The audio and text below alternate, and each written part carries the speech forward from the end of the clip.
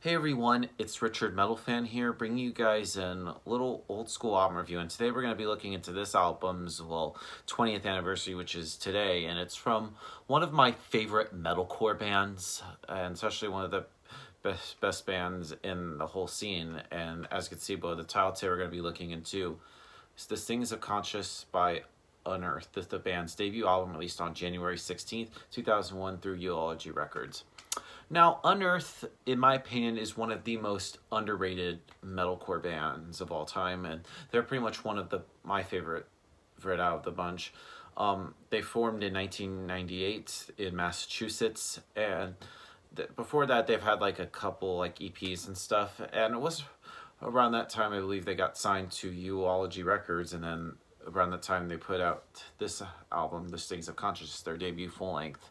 And it was interesting because around the time 2001, like Massachusetts was pretty much had a scene going for the metal and hardcore bands, especially with bands like Killswitch Engage and All That Remains and Shadows Fall, were all sort of like getting big at the time. But I feel like Unearth, in my opinion, pretty much stands out for the bunch. Like they have like a lot of like metal and hardcore. They definitely have like the breakdowns and stuff with hardcore stuff, other bands at the time. And they also have a little bit of like melody and like lead guitar playing, which kind of sounds like classic. I remember some interviews say some of the members say they cite like Iron Maiden as one of their influences, and I could definitely hear it a little bit in like their guitar playing. And this album like is totally like different compared to like some of their later albums like The Oncoming Storm and Three in the Eyes of Fire. It's very raw sounding. I feel like Unearth was trying to like find like their style and their sound. And the production wise, I feel like it's a little weird. I feel like it could have done better. I don't know. But let's just talk about like vocally. Trevor Phipps' vocals can just sound pretty sick, like compared, and it just gets better and better with every release. And just the guitar work is just pretty tight. I mean, Buzz McGrath and Ken Susie's guitar playing and just like the leads and riffs they come up with are great as always.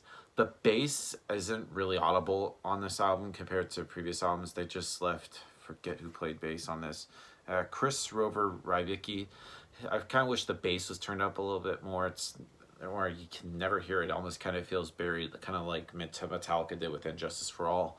And drumming wise, Mike Rudberg's drumming thing is pretty solid. It just kind of sounds a little bit sloppy a bit times and off tempo. But yeah, I'm just gonna go through this album. I'm not gonna go like through like track by track like I did with all my other reviews. So I'm just gonna like go through some of these tracks, especially like we'll go with the first song on here called My Heart Bleeds No Longer. And you could definitely feel like the guys at the time weren't like playing like today's like metalcore, but kind of like allowed more of like the hardcore influences.